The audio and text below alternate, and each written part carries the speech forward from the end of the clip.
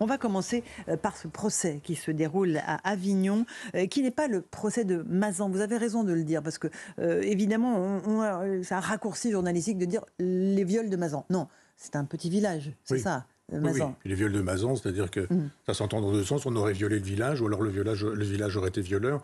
C'est terrible pour les gens de là-bas qui disent, mais associer notre village, les gens aiment leur petit clocher, c'est mon cas, et on n'a pas envie que le comportement de quelqu'un puisse rejaillir sur l'ensemble du nom d'un village qui devient sali. Entièrement d'accord avec vous. C'est le procès de Dominique Polico et des co-accusés. On va entendre ce qu'il dit dans un instant, mais j'aimerais qu'on commence par Gisèle, son ex-épouse, celle qui a été la victime pendant toutes ces années des abus qui ont été perpétrés sur elle. Elle a été en colère cette semaine parce que, au fil des audiences, il y a eu un soupçon qui a été jeté sur elle par les avocats de la défense. On va écouter ce qu'elle disait quelques jours après le début du procès. Je pense avoir dit tout ce que je pouvais dire. C'est pas évident, bien évidemment. C'est un exercice de style qui n'est pas facile. Et puis il y a aussi la pression de tous ces individus qui sont derrière moi. Et je sens bien qu'on essaye, au niveau des questions, de me piéger, bien évidemment. Donc j'essaye de répondre le mieux possible. Et puis il va falloir se battre jusqu'au bout, bien sûr, parce que ce procès va durer 4 mois. Voilà. Elle a été très en colère cette semaine qu'on ait pu insinuer, que certains avocats aient pu insinuer qu'au fond elle était complice de ce qui s'était produit. C'est une colère légitime, évidemment, Michel. Oui, bien sûr. Mais il faudrait faire une philosophie de la défense. C'est-à-dire que si on est un avocat génial, on est capable de faire une vraie défense, sans avoir besoin de mentir, de dire ça n'a pas eu lieu, de dire prouver que vous êtes bien la victime, de dire à cette pauvre dame, n'auriez pas été un peu consentante par hasard, j'ai cru comprendre qu'il y avait peut-être quelques photos qui étaient des photos de complicité avec son mari. On a dit, mais cette complicité est bien la preuve que finalement vous pourriez être complice, etc. Ce qui est terrible, évidemment. Mais moi, il m'est arrivé de me retrouver dans des tribunaux comme ça, où évidemment, on estime que le bourreau, c'est la victime c'est le bourreau, il faut absolument charger l'autre. Et peu importe la vérité. J'ai eu une discussion avec quelques amis avocats il y a quelques jours sur ce sujet-là, qui eux disaient, bah oui, enfin bon, vérité, mensonge, etc. Je dis, si, c'est important. C'est important. Et donc, il y a un moment donné où, quand on commence à dire à cette femme, finalement, faites-nous la preuve que vous êtes vraiment une victime, c'est terrible d'avoir une défense comme celle-ci. Après, on peut faire une vraie défense, comme peut-être ce monsieur l'a fait en disant on ne naît pas violeur, on le devient, parce que ça finalement c'est un élément de langage. Et ça c'est un vrai élément de défense, on va y revenir dans un instant. C'est le seul. Mais ce qui me frappe dans le fait qu'on tente de dévaloriser la parole de Gisèle Pellico, c'est ce processus en fait qui fait que chaque fois qu'une femme vient porter plainte pour viol, on essaye de dire mais est-ce que vous n'étiez pas consentante, est-ce que vous ne portiez pas une jupe peut-être ce jour-là, voilà. Et ça c'est insupportable en réalité, Michel Onfray. Oui, ce qu'il faut faire, c'est penser le consentement. Ça devient problématique, le consentement. Parce que jadis, on disait oui, on disait non, et l'affaire était réglée. Mais maintenant, il y a des peut-être ben que oui qui sont des peut-être ben que non. Et il y a cette idée qu'on a pu avoir consenti dans une configuration, et la configuration changeant, on se dit, mais finalement, non, j'avais pas consenti. Il y a eu aux États-Unis, par exemple, une femme qui a donné son corps à son chéri parce qu'il lui avait promis de l'aimer toute la vie. Bon, ça, c'est ce qu'on fait quand on aime vraiment, et puis on découvre que peut-être la vie, c'est pas si simple que ça. C'est bien joué, elle a trompé cette femme. Cette femme est allée au tribunal en disant « Il m'a violée pendant des années puisqu'il m'a quitté. Donc moi, j'ai donné mon corps sous condition, fidélité, amour toujours, etc. Il a finalement trahi ce contrat que nous avions passé, donc j'ai pas consenti. » Et c'est compliqué, ces gens qui commencent à théoriser la question du consentement en disant « Attention, quand on a dit oui, c'est peut-être qu'on a dit non. » Et ça, c'est un tout petit texte terrible de Freud qui nous dit « Oui, c'est non. » Et non, c'est oui. Vous avez votre inconscient. C'est toujours l'inconscient qui plane sur ce genre de choses. Donc c'est la confusion totale, ça. Pardon ? Oui, c'est non, c'est oui. C'est la confusion totale. C'est le nihilisme absolu. Parce qu'on dit, ah, vous avez dit oui, mais que dit votre inconscient ? Si vous dites oui, Freud dit, c'est que votre inconscient pense non. Si vous dites non, c'est que votre inconscient pense oui. Alors dans ces cas-là, effectivement, le nihilisme est total. Et à partir de cette inversion des valeurs, le bourreau est une victime, la victime est un bourreau. Ça devient difficile de porter haut et clair la vertu et la dignité que porte cette dame. Et justement, c'est ce qu'elle a dit au cours de cette audience. Elle a dit, mais qui est la coupable dans cette salle d'audience ? Je me sens humiliée. Pendant ce temps-là, les autres, en parlant des accusés, sont tranquilles. Un viol est un viol. Oui, il n'y a aucun débat là-dessus. Un viol est un viol. Absolument. Il n'y a aucune circonstance atténuante. Alors, il y a des circonstances explicatives qui font qu'on peut expliquer que des gens puissent faire ça. Mais ça ne veut pas dire que, pour autant comprendre, c'est pas excusé, pour utiliser la formule. C'est essayer de voir comment on peut en arriver à ce genre d'extrémité, quoi. Moi, je suis pour la réhabilitation du concept de monstre. Hein. J'entends des gens qui disent mais non, pas du tout. Oui, etc. Mais le coupable n'est pas un monstre. Mais bien sûr que si, ce sont des monstres. Et l'idée que le monstre, c'est quelqu'un dont on verrait la monstruosité sur le visage est une idée stupide. Moi, j'ai fait des conférences dans des prisons, j'ai vu des gens qui étaient là et qui avaient fait des choses qui justifiaient qu'ils y soient, et ils n'avaient pas la tête de violeurs, de criminels, de meurtriers, etc. On a la tête de quelqu'un de normal, je dirais. Simplement, c'est le cerveau qui est en jeu. C'est pas l'inconscient. Moi, je crois pas à l'inconscient freudien. Je crois au cerveau, en revanche. Et le cerveau, il est neutre. D'ailleurs, tous les wokistes qui nous disent qu'il n'y a rien dans le cerveau, et c'est ce qu'on y met par la suite, devraient être sensibles à l'argument de M. Pénicaud, qui est un argument d'existentialiste. Pour parler le langage de Sartre, hein, du genre, l'existence précède l'essence. C'est-à-dire, il n'y a pas une essence du cerveau dans lequel il y aurait des choses écrites ou inscrites. Lui, il dit, moi, je suis devenu violeur. Puis alors après, papa, maman... Et il l'explique par son enfance, les traumatismes qu'il aurait et les viols subis dans son enfance. Il dit, je suis un violeur. Comme ceux qui sont dans cette salle, ils savaient tous, ils ne peuvent pas dire le contraire. Il charge évidemment ses co-accusés et il dit on ne naît pas comme ça, on le devient. Vous y croyez, Michel? Mais oui, et vous aussi, et moi aussi, du simple fait que moi, j'ai pas, à un moment donné, choisi ma sexualité. En disant, tiens, je vais essayer ceci, je vais essayer cela. Les filles m'intéressaient, pas les garçons. J'étais pas intéressé par les petites filles, etc., etc. Il y a un moment donné où votre désir, vous le découvrez vous-même. Et j'ai des amis homosexuels à qui j'ai posé la question et qui m'ont expliqué qu'effectivement, eux aussi, ils ne désiraient pas les filles, ils désiraient les garçons. Et ça se produit comme ça se fabrique comme ça. Alors, il y a des explications diverses et multiples. Il y a des explications biologisantes, je dirais. On peut imaginer que le cerveau se constitue, qu'il se constitue avec de la matière et du matériau. Et aujourd'hui, on a des perturbateurs endocriniens. Souvenez-vous de Benoît Hamon qui avait fait sa campagne présidentielle socialiste, qui a fait sa campagne présidentielle là-dessus. Il avait raison. Et on perturbe les identités sexuelles. Il y a des gens qui ont des options plutôt freudiennes, en disant attachement au père, attachement à la mère, détestation de l'un, mépris de l'autre, etc. Enfin, il y a des explications diverses et multiples, simplement on le constate.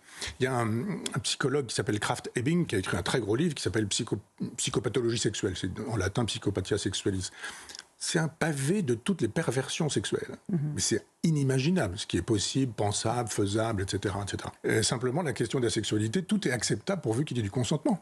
Donc non avec les enfants qui ne peuvent pas consentir, non avec les handicapés mentaux qui ne peuvent pas consentir, non avec les morts, il y a des nécrophiles, non avec les animaux, il y a des zoophiles, il y a même des philosophes comme Peter Singer pour défendre la zoophilie.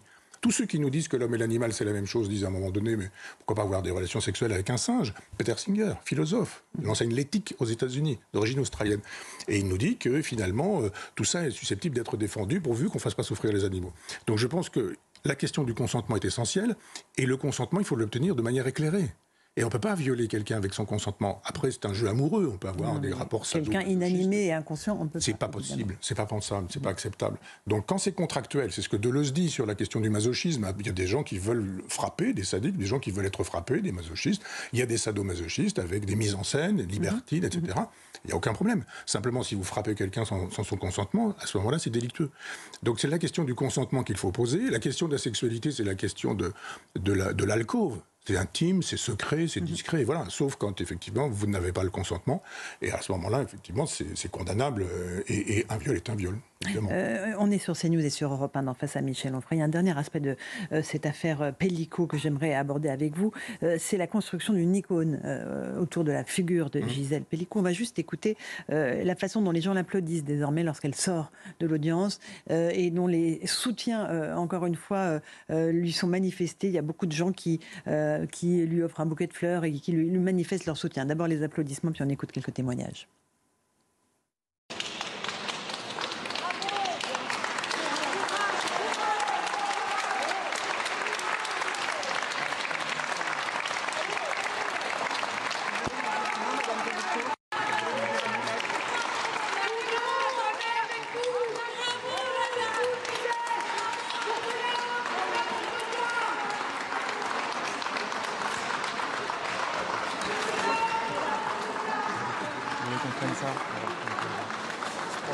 On dit souvent que tant qu'on ne vit pas des situations, on ne peut pas juger, on ne peut rien dire. Mais là, pour le coup, comment on peut qualifier cette personne de courageux, de volontaire, de déterminé, d'héroïque? Elle représente les femmes violées, battues. Et aujourd'hui, on est là pour elle. Et cette femme, pour moi, a une dignité absolument exceptionnelle et a subi des choses atroces. Je me demande comment elle va tenir après. C'est ça. Pour le moment, elle tient bon. Pendant les 4 ans, elle a eu des moments certainement difficiles et des moments de déni. Mais comment va-t-elle être après ce procès ? C'est un fait de société, ça c'est certain, mais l'affaire est tellement énorme que j'espère qu'ils vont en faire un exemple. Voilà pour tous ces témoignages, Michel Onfray, de femmes qui sont solidaires de Gisèle Expedeco, mais il y a des hommes aussi qui sont présents et qui viennent lui manifester leur soutien. C'est une affaire qui concerne tout le monde, évidemment, Michel. Ah oui, bien sûr. Simplement, il faut éviter d'oublier qu'il s'agit le procès d'une personne. Et d'une cinquantaine de co-accusés. Absolument, mais d'en faire un procès idéologique. C'est-à-dire que je n'ai pas vu de femmes disant que c'était le procès du patriarcat. Non. Et tout ce qui a été dit, je souscris. Effectivement, il y a une compassion évidente. Cette femme est d'une grandeur, d'une douceur, il y a quelque chose qui transparaît dans son déplacement même. On voit la charge de l'histoire qu'elle porte. Et effectivement, l'histoire du viol, de la violence, etc. Pas du patriarcat. Le patriarcat dit un homme est un violeur et ce violeur, il est un homme, donc tous les hommes sont des violeurs. C'est aller beaucoup trop vite.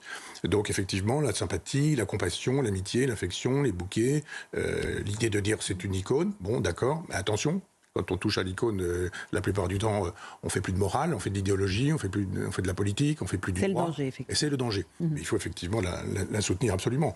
Et puis aussi être équitable en disant attention, moi j'ai pas le fantasme du violeur. L'absence minimale, l'inframince de l'absence de consentement fait que je ne peux pas avoir de relation avec quelqu'un si effectivement je sens qu'il n'y a pas le début d'un vrai consentement. Et s'il y a un début de résistance, on s'arrête. Il y a des gens pour lesquels la sexualité est ainsi faite que ce qui les fait jouir, c'est le refus, c'est l'opposition. Et ça, effectivement, c'est la part la plus animale en l'homme. C'est la bête, quoi. C'est ce qui fait que, et Darwin nous l'a dit, nous descendons d'un singe et nous sommes restés ce singe. Et il y a toujours cette espèce de truc primitif, des garçons qui regardent passer les filles, etc. C'est pas exactement la même chose que de photographier sous la jupe des filles, c'est pas non plus la même chose que d'organiser le viol de sa propre femme. Cette façon de dire qu'on devient violeur, c'est effectivement une façon de laisser parler la bête en soi. Et je pense qu'il faut éduquer. Il y a naturellement chez les hommes une potentialité. Une potentialité n'est pas réalité. Que cette potentialité devienne réalité, c'est qu'il y a eu échec entre deux. Il y a eu échec de la famille, il y a eu échec des éducateurs, il y a eu échec, je sais pas quoi, de la religion, enfin de tous les gens qui nous donnent des valeurs et qui nous disent vous êtes plus qu'un animal. Vous avez de la conscience, de l'intelligence, et ce que disent les chrétiens, c'est-à-dire le libre arbitre, la possibilité de dire non, le fameux « un homme ça s'empêche » d'Albert Camus. Donc tous les hommes ne sont pas comme ça, et la société aujourd'hui n'enseigne pas grand-chose. C'est-à-dire que jouir sans entrave, c'est un peu ça aussi.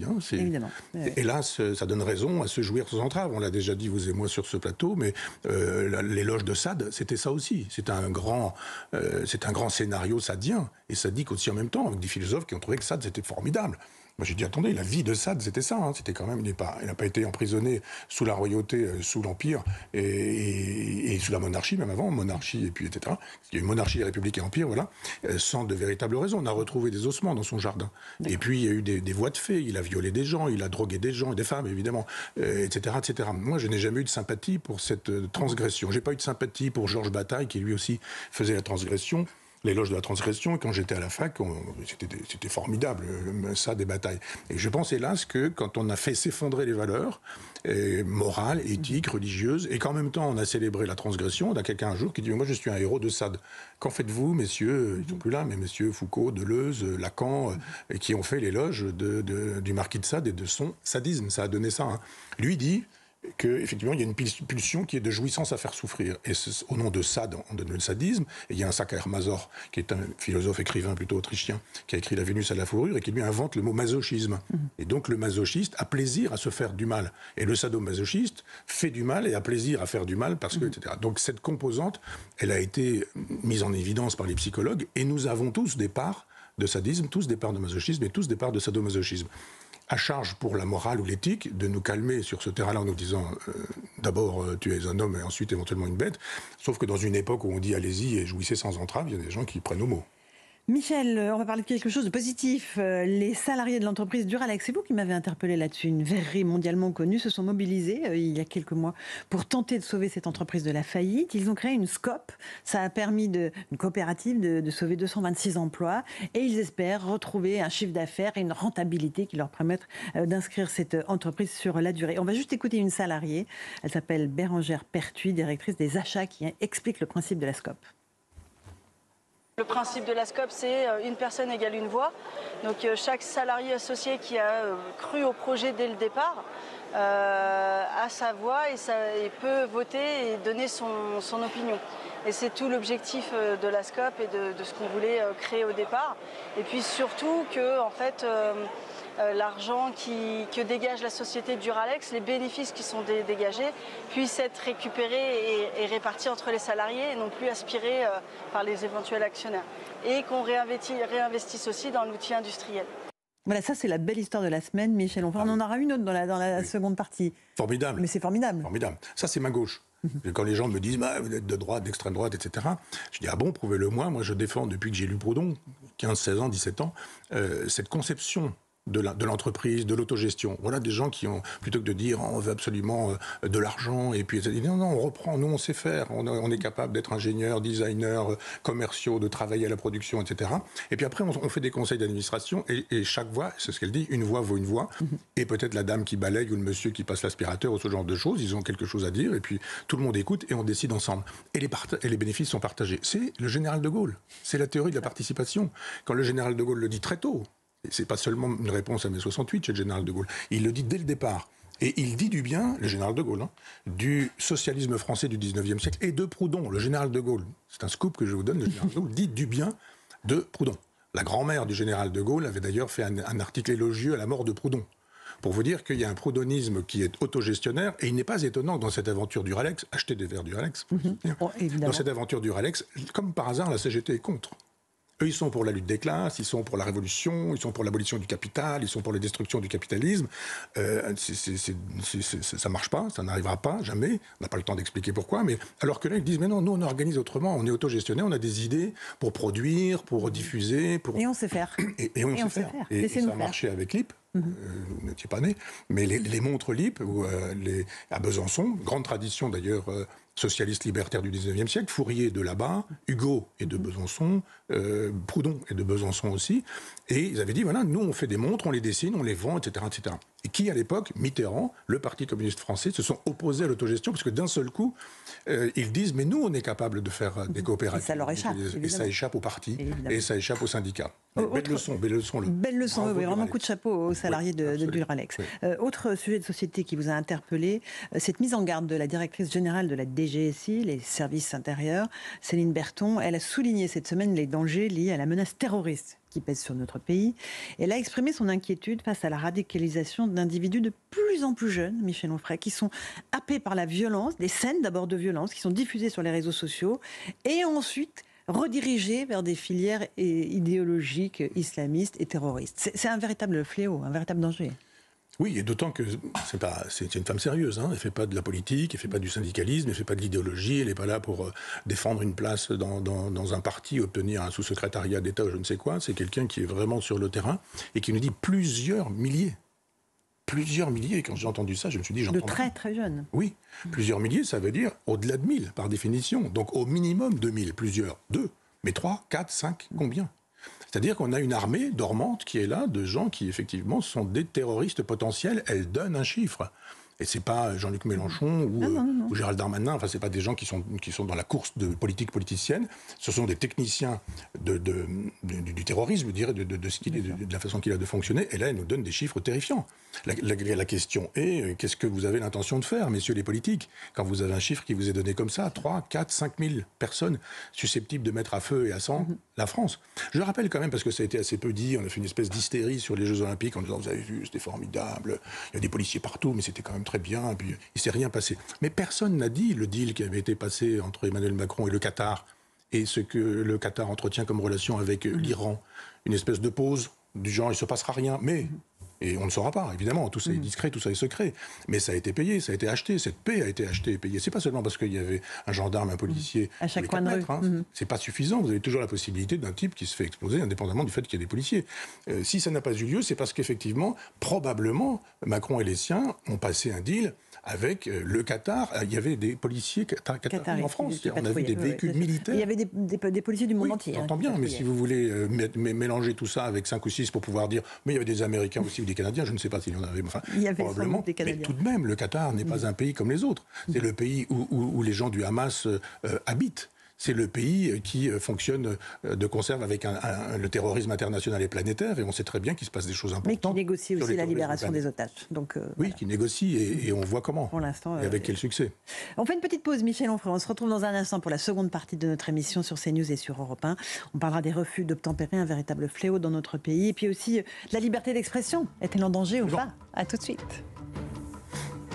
Et on se retrouve dans la seconde partie de Face à Michel Onfray sur CNews et sur Europe 1. Michel, on va parler de la liberté d'expression, évidemment, une valeur qui vous est chère, qui nous est chère aussi dans le groupe Lagardère. Il y a eu la sortie cette semaine du nouveau magazine JD News, auquel vous avez eu la grande gentillesse de participer en écrivant une tribune en faveur de la liberté d'expression, avec cette donnée que vous posez sur la table. Vous dites que, en fait, quand 50 journaux disent la même chose, il n'y a pas de liberté d'expression, c'est ça ? Expliquez-nous, Michel Onfray. Oui. C'est-à-dire que tous les journaux fonctionnent avec une aide à la presse sans laquelle ils ne fonctionneraient pas. C'est-à-dire que le journal le plus subventionné aujourd'hui, c'est l'Humanité, mais le Figaro, Libération, etc., reçoivent de l'argent de l'État. Nous, à Front Populaire, puisque vous savez qu'on a une oui, et on signale aussi que Front Populaire, c'est dissolution du peuple, la démocratie, confisquée pour le numéro en kiosque en ce moment. Nous avons refusé les aides d'État pour pouvoir être libres, pour pouvoir parler librement. On ne va pas dire d'un côté, on prend l'argent, puis de l'autre côté, etc. Non, on laisse l'argent à ceux qui, sinon, n'existeraient pas. Je rappelle que ce sont les Français qui paient les journaux qui leur vomissent dessus la plupart du temps. Parce que, in fine, vous avez un journal de gauche, l'Humanité, vous avez un journal de droite, le Figaro, de centre-droit, vous avez un journal de ceci ou cela, etc. Le Monde, dont des gens disent encore qu'il est le journal de référence. Référence à quoi ? Et ce sont des gens qui alors, font semblant de penser des choses différentes. Et étonnamment, dans le goulot d'étranglement du deuxième tour, ils sont tous en train d'appeler à voter pour le candidat maastrichtien. Tous. Mais tous. Alors évidemment avec des raisons particulières, du genre voter n'importe quoi, mais voter contre Marine Le Pen, disait je crois Libération à une époque. Et donc il y a ceux qui votent contre, il y a ceux qui votent pour, il y a ceux qui votent par défaut, etc. Mais in fine, c'est comme ça, depuis 1992, la presse est là pour nous dire qu'il y a des bons, qu'il y a des méchants, et que même s'il y a des méchants, etc., et au bout du compte, c'est les mêmes qu'il faut tabasser. Vous avez vu lors des législatives que la France insoumise faisait sa route avec Attal, avec Macron, les macroniens, que les socialistes votaient pour des gens des macroniens, etc. On s'est dit, mais ils sont tous d'accord, tous finalement, c'est tous les C'est le même projet, en fait. Pardon ? C'est le même projet. C'est le même projet. C'est le maire du Havre qui s'en vient dire qu'on peut voter communiste. Alors moi je veux bien, mais à ce moment-là parlons du pacte germano-soviétique, puisqu'on n'arrête pas de parler des quelques nazis qui ont créé le Front National dans 1972 ou quelque chose comme ça. Donc faisons de l'histoire. Et puis il y a un moment donné où la liberté, il ne faut pas dire qu'il la faut, il faut la pratiquer, il faut la vouloir. Tous ces gens qui sont des libéraux, ils ne vivent qu'avec des subventions publiques. Le service public qui m'interdit depuis 6 ans, là, ils vivent avec l'argent du contribuable. Est-ce que le tiers de la France qui n'a pas voté pour les élections, est-ce que le tiers qui a voté pour le Rassemblement national sont des gens qui ont voté pour qu'on donne de l'argent à des journaux qui les insultent, les traitent de nazis, de fascistes, de pétinistes, etc. etc. Alors si on veut, mais si dans le groupe Bolloré surgissent des radios, des télés, des médias qui disent « mais attendez, on peut peut-être penser autrement », il y a fachosphère, nous disent-ils. Ah, ça c'est le mot valise. Dans la grande logique de la fachosphère de gauche. Il y a une fachosphère de gauche, je le dis depuis des années. Et ça se trouve repris, et très bien, parce que je trouve l'idée juste, évidemment, mais il y a une fachosphère de gauche. Je rappelle d'ailleurs, on n'a pas le temps de rentrer dans le détail, mais que la gauche et le fascisme entretiennent des relations très intimes. Mussolini commence à gauche, qu'il y a un fascisme soviétique, Lénine en fait partie, que Mao, etc. Enfin bon, ce sera assez facile de montrer tout ça. Et la liberté d'expression, elle est assez peu pratiquée. Elle est brandie en permanence, liberté d'expression, mais pas pour machin, pas pour bidule, pas pour un tel. Oui. Tous ces gens qui nous disent liberté d'expression... Que pour ceux qui pensent la même chose. Sauf pour François Hollande, dont on déchire le livre un jour dans une université, sauf pour Sylviana Gazinski, qu'on interdit de prise de parole, sauf pour Elisabeth Badinter, sauf pour un certain nombre de personnes, qui sont quand même pas des fascistes, que je sache, et à qui on dit, vous n'allez pas parler, au nom de la liberté d'expression. Alors, Michel Onfray, dans votre article, vous dites aussi, la dernière fois qu'il y a eu la liberté de la presse en France, c'est sous le général de Gaulle. Oui. Pourquoi ? C'est paradoxal, mais parce que oui, ça semble paradoxal. Oui, mais par exemple, le fameux journal Le Monde, directeur Hubert Beuve-Méry, lui, il était à Uriage, il a été pétiniste. Et il était tout de même directeur du Monde à l'époque. Un journal d'ailleurs dans lequel on a passé des propos de Forisson intenses. Ça n'a pas gêné, les gens n'ont pas la mémoire quand il s'agit de ces journaux prétendument de référence. Ou Libération qui avait annoncé un bébé éprouvette fabriqué par les Raéliens en une. C'est faux, c'était une fake news. Il n'y a jamais eu de retour sur ce sujet-là. Le général de Gaulle laissait faire ces gens-là. Il savait bien qu'il y avait un vichiste à la tête du Monde et que le Monde ne perdait pas une occasion de le détruire. Le Monde a d'ailleurs détruit Camus exactement de la même manière. Quand Camus est à Stockholm pour recevoir son prix Nobel et qu'il dit « Entre la justice et ma mère, je choisis ma mère » parce qu'il dit « Je ne peux pas tolérer que le terrorisme soit une façon de faire activer ou d'activer ou de faire avancer des idées de justice », d'un seul coup, c'est le Monde qui prend la tête en disant « La cabale. Sartrien, évidemment, regardez, ce type, il défend le colonialisme, etc. » Ce qui était complètement faux. Et donc le général de Gaulle savait qu'il devait faire avec cette presse-là et il tolérait ça. Et donc il a dit à un moment donné, moi je me fais insulter en permanence par cette presse écrite, donc je crée l'ORTF, qui est la voix de la France. Et au moins à l'ORTF, c'est clair, c'est la parole de la France qu'on entendra. Mais ce n'était pas la voix du général de Gaulle. On dit aujourd'hui, mais à l'époque, il y avait une ligne directe entre l'Élysée, etc. Mais aujourd'hui, c'est le cerveau des journalistes du service public qui est pulsé. Ils n'ont même pas besoin d'avoir un chef, ils ont le chef dans le cerveau. Et le chef qui dit « Ah non, ça je ne peux pas le dire, ça il faut que je le dise, etc. » Même plus besoin de donner des coups de fil. Donc il y a un moment donné où on se dit au moins chez le général de Gaulle c'était clair. Et j'ajoute que le général de Gaulle à l'époque faisait avec Santelli, Bluval, Barma, qui était le père de Catherine Barma, faisait des chefs-d'œuvre de la télévision. La télévision c'était vraiment un instrument d'éducation populaire à l'époque. Moi j'ai montré pendant des années à mes élèves le Don Juan de Marcel Bluval avec Michel Piccoli et Claude Brasseur. C'était génial. En disant, à la télévision, on peut faire des choses, etc. Tous ces gens étaient communistes. Tous ces gens qui travaillaient à l'ORTF pour fabriquer des séries magnifiques étaient communistes ou anti-gaullistes ou sympathisants de gauche, etc. C'est pas le cas. De Gaulle disait, ils font des choses de qualité, ils mettent Marivaux à disposition du plus grand nombre, ils mettent Molière à disposition du plus grand nombre, Dumas, Balzac, etc. Eh bien, ça ne me gêne pas qu'ils soient communistes. C'est pas le cas aujourd'hui, où vous avez une chasse aux sorcières dans le service public, où il faut être wokiste, de gauche, puis d'une bonne gauche. Faut que ce soit... Pas n'importe quelle gauche. Donc je dis effectivement qu'au moins avec le général de Gaulle, c'était clair. Il voulait que la voix de la France ne soit pas une voix où on dise au monde, vous avez vu, on a des gens qui à poil dansent sur des tables. Et non, c'est pas l'image que la France doit vouloir donner. C'est pas être un dictateur que de vouloir faire. Alors justement, c'est pas un dictateur. Je voudrais juste qu'on écoute un extrait c'est notre petite pastille hebdomadaire de Gaulle. C'était le 19 mai 58. Il parle de la carrière de dictateur qu'il ne va pas embrasser à 67 ans. Écoutez juste ce petit extrait. Est-ce que j'ai jamais attenté aux libertés publiques fondamentales? Je les ai rétablies. Et ai-je une seconde attenté? Jamais. Pourquoi voulez-vous qu'à 67 ans, je commence une carrière de dictateur? Voilà pour cet extrait du général de Gaulle. Et évidemment, il n'a pas commencé sa carrière de dictateur à 67 ans. Michel. Oui, et puis il dit en même temps qu'il a restauré les libertés fondamentales qui avaient été abolies. C'est-à-dire quand même que là, il est en train de parler à des gens dont beaucoup ont été vichistes, pétinistes, alors pas collaborationnistes parce que la ligne de partage, elle était là. Et il sait très bien qu'en s'adressant à des gens qui, dans la salle, ont grenouillé à l'époque vichiste, il a la possibilité, lui, général de Gaulle, l'homme de l'appel du 18 juin, de dire, écoutez, je ne suis pas suspect, moi, d'avoir aboli les libertés fondamentales, je les ai restaurées. Et il dit les avoir restaurées à plusieurs reprises, et il a bien raison. 58, etc. Enfin, on voit bien que tout s'effondre, tout s'en va à la 4ème République, c'est-à-dire notre État actuel. Hein. Eh bien, il arrive et il dit, bon, je vous propose une constitution, etc. Il restaure les libertés fondamentales. Et puis, quand on dit qu'il est arrivé au pouvoir en 58 avec un coup d'État, le fameux coup d'État permanent de François Mitterrand, c'est généralement un pamphlet rempli d'erreurs, où d'ailleurs il assimile le général de Gaulle à Mussolini, à Hitler, à Pétain, à Franco. Il faut quand même le faire. Et donc, il y avait chez le général de Gaulle cette idée qu'au-dessus de lui, parce qu'on avait l'impression qu'au-dessus de lui, il n'y avait rien, au-dessus de lui, il y avait les Français. Il y avait les électeurs, il y avait la souveraineté nationale, il y avait le peuple. Le peuple, un gros mot aujourd'hui, la France et les Français. Il y avait ça au-dessus du général de Gaulle, ça change tout. On parle de souveraineté, ça m'amène immédiatement à penser à la notion de frontière, et évidemment parce qu'elle a été centrale dans les débats cette semaine, puisque l'Allemagne, vous le savez, Michel Onfray, a remis en place des contrôles à ses frontières pour tenter de lutter contre l'immigration illégale. Est-ce une mesure de façade? Parce qu'en réalité, on sait bien que les flux migratoires n'attendent pas qu'on soit contrôlé dans un bus à la frontière allemande ou dans un train. J'aurais aimé aussi vous entendre là-dessus. Cette construction européenne, cet espace Schengen qui a donc aboli les frontières, qui ne permet plus de réguler les flux migratoires, comment y remédier, comment trouver une solution afin qu'une forme de souveraineté soit rétablie? Il faut une société de contrôle, hélas. C'est-à-dire il y a plein de gens qui nous disent pas de société de contrôle, ils veulent pas de caméras dans les villes, la gauche par exemple, les écologistes, M. Piolle, si je me souviens bien. Il y a quand même des logiciels de reconnaissance faciale qui permettent très, très facilement de savoir qui est qui. C'est-à-dire après, on passe à voir... Et les libertés publiques alors? Oui, mais il y a la liberté, la sûreté, la sécurité, ça existe aussi. On peut dire, mais la liberté, c'est la liberté de violer, c'est la liberté de massacrer, c'est la liberté de tuer, c'est la liberté de poser des bombes, c'est la liberté de défendre des criminels.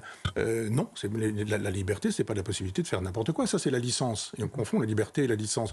Moi, je suis pas gêné quand je suis dans un aéroport ou dans une gare de savoir que je peux être filmé et qu'il peut y avoir un logiciel de reconnaissance faciale parce que on va pas dire, Michel Onfray prend le train pour aller à Caen. C'est pas ça le problème. C'est juste de dire, ce monsieur est recherché par la police. Ce monsieur est un violeur, ce monsieur est un terroriste, ce monsieur est un fiché S, ce monsieur, etc.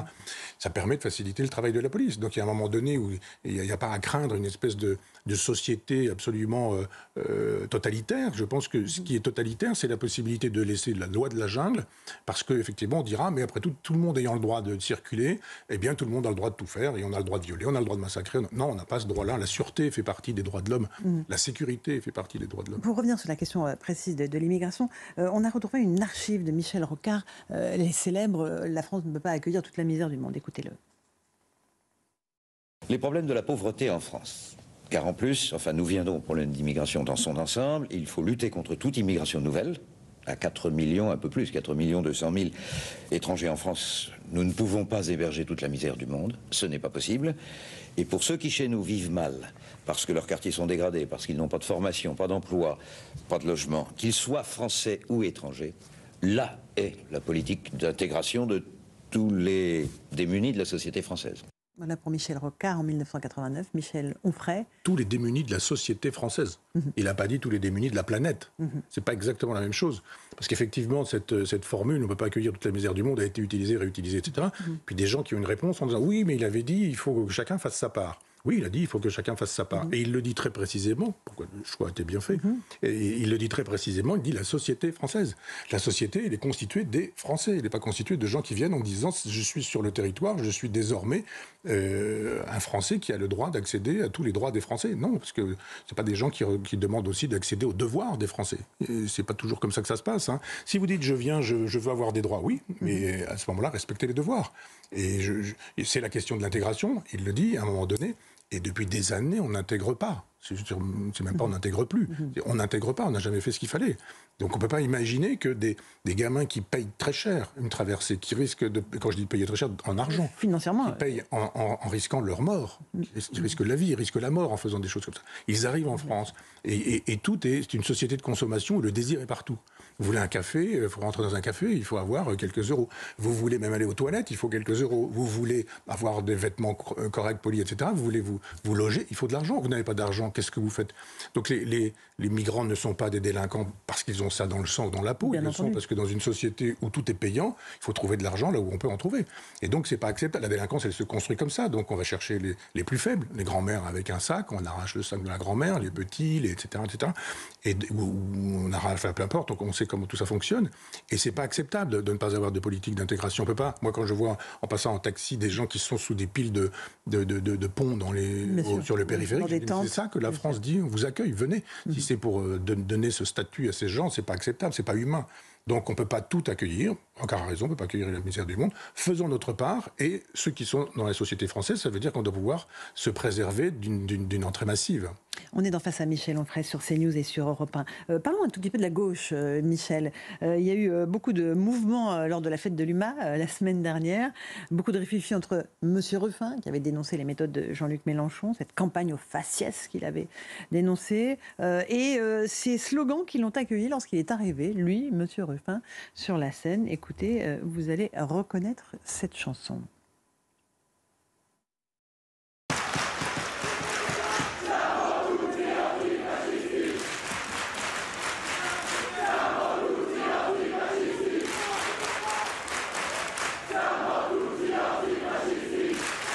Voilà, nous sommes tous des antifascistes, scande-t-il devant un François Ruffin, qui malgré tout reste sur cette scène. Qu'est-ce que ça vous inspire, Michel Onfray? Et on va écouter Jean-Luc Mélenchon juste après. J'étais à Nuremberg il n'y a pas très longtemps, mais ça ressemble à Nuremberg. Ces foules qui sont avec, alors Le Point, mais Et puis, cette espèce d'unanimité vociférante de gens qui crient des slogans. Crier des slogans, c'est cette pensée. Hein.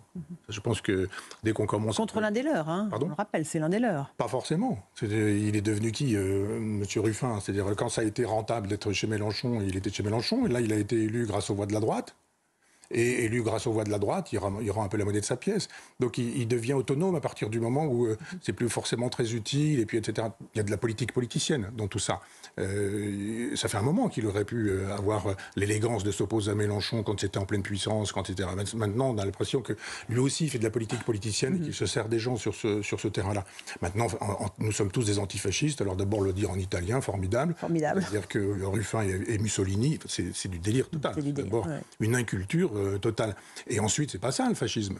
Et tous ces gens-là seraient en prison s'il y avait du fascisme, et on leur administrerait de l'huile de ricin, des coups de nerfs de bœuf, et puis des coups de pied, etc. Et puis ils seraient dans un autre état que dans leur slogan, là. Donc tout ça sent mauvais. Je pense que si le fascisme existe quelque part, il est là en germe. Et pas du tout chez Ruffin. Quant à Ruffin, tant mieux, s'il a compris effectivement que la question sociétale n'était pas une priorité, que peut-être la question transsexuelle existe, mais qu'elle n'est pas forcément majoritaire, mais qu'on retrouve le petit peuple, on retrouve les gens modestes. Bon, là-dessus, il a toujours été proche des gens simples et des gens modestes, et il a ma sympathie sur ce sujet-là. Mais ça sent trop la carrière. Il y a un moment donné où il a dit « Moi aussi, je pourrais être Premier ministre ». Tous ces gens qui veulent être Premier ministre me fatiguent. Il y en a effectivement pléthore. Il y a quelque chose, moi, qui m'a intéressé, c'est la procédure de destitution lancée par la gauche, et notamment initiée par Jean-Luc Mélenchon. On va écouter ce qu'il en dit de cette procédure de destitution d'Emmanuel Macron. Le système républicain est mis en cause par une seule personne, le président de la République. C'est lui qui a décidé la dissolution. C'est lui qui a décidé d'attendre 3 mois pour désigner un Premier ministre. C'est lui qui met en place un gouvernement qui est dirigé par des partis minoritaires dans les élections. Et c'est vous qui devez répliquer. Nous aurons fait notre part de travail, les Insoumis. Maintenant, c'est à vous tous, à vous toutes, de faire la vôtre. Montrer que le peuple reste un peuple libre en France, qu'il est le souverain et le seul. Voilà pourquoi nous nous retrouvons le 21 septembre. Et il se trouve que c'est la date anniversaire de la création de la République en France. Voilà pour Jean-Luc Mélenchon. Qu'est-ce que ça vous inspire, Michel Onfray, cette procédure de destitution d'Emmanuel Macron qui n'a aucune chance d'aboutir et pour laquelle les socialistes ont joué un espèce de jeu assez trouble en disant on laisse le débat s'installer mais on ne votera jamais la destitution? Moi, je suis d'accord avec ce que dit Mélenchon, là, 100%. Bigre. Non, puis à un moment donné, il y a cette espèce de geste du général de Gaulle. On a l'impression qu'il a visionné 2 ou 3. Alors, c'est un moment chez lui. Après, il va y avoir un autre moment, etc. Mais je pense effectivement que si tous ces gens de la classe politique se réunissaient en disant non, destitution, c'est républicain. J'ai entendu que ça n'était pas républicain. Non, c'est une procédure qui a été prévue dans la République. Donc après, on sollicite les gens. Et pourquoi Marine Le Pen elle veut absolument maintenir Macron au pouvoir? Et pourquoi est-ce qu'elle veut absolument maintenir Barnier au pouvoir? Et si effectivement tout le monde se réunit en disant oui, il y a quand même un problème, et il a raison, en disant le problème, c'est Macron.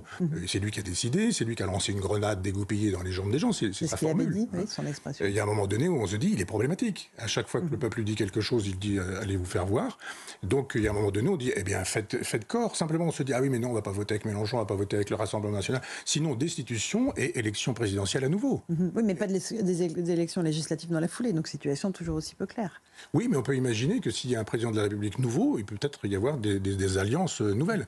Simplement, on voit bien que jusqu'ici, Jean-Luc Mélenchon a raison, mais que dans la tête de Jean-Luc Mélenchon, il y a cette idée qu'il pourrait arriver au pouvoir plus rapidement que prévu, et c'est ça qui l'obsède, ni la France ni les Français, et qu'il pourrait être en présence de Marine Le Pen au second tour et qu'il serait élu. Ça, c'est le schéma, c'est le logiciel de Jean-Luc Mélenchon, sur lequel, là pour le coup, je ne le suis plus, parce que ça ne fonctionnerait pas comme ça. Une sixième République, ça ne fonctionnerait pas. Mais la 6e République, elle est là tout de suite. On l'a sous les yeux. C'est ça. C'est la 4e République, le pouvoir des partis. On comprend que cet homme qui a passé sa vie dans les partis ait envie de restaurer le régime des partis, comme le disait le général de Gaulle, qui lui disait mais non, c'est la France. Les partis, ils font leur petite cuisine, leur petite tambouille. On le voit bien là. Si tout le monde dit non, dans l'intérêt général de la France, il vaut mieux qu'on refasse des élections présidentielles. C'est urgent. On a encore 3 ans, c'est pas possible. Et on a encore une année qui va être ingouvernable. La France ne sera pas gouvernée pendant 1 an. Et pas gouverner, ça veut dire qu'il y a des gens qui vont s'en donner à cœur joie. Quand l'État est en train de s'effondrer, que vous savez que de toute façon il n'y a pas de majorité, qu'un Premier ministre a des difficultés, que des gens disent mais pour constituer un gouvernement, qu'ils disent ah mais nous on va s'en aller tout de suite, ah oui mais si vous faites ça, moi je vais, etc. Puis on voit Attal d'un seul coup qui a le souci de la France, mais qui est plutôt un souci personnel. Et puis on a Darmanin qui a le souci de la France, mais plutôt un souci personnel aussi. Où les gens se disent je joue 3 coups là aux échecs et au bout du compte, il faut absolument que je sois président de la République. Tout ça c'est très loin de la France. Maintenant redonnons la parole au peuple. Redonnons au référendum toute sa puissance. Je ne sais pas si Jean-Luc Mélenchon est d'accord avec ça, parce qu'il y a plein de gens qui, en votant pour un référendum, lui donneraient tort sur nombre de sujets. Mais c'est ça la démocratie. Pouvoir du peuple, par le peuple, pour le peuple. On sollicite le peuple, c'est lui qui décide.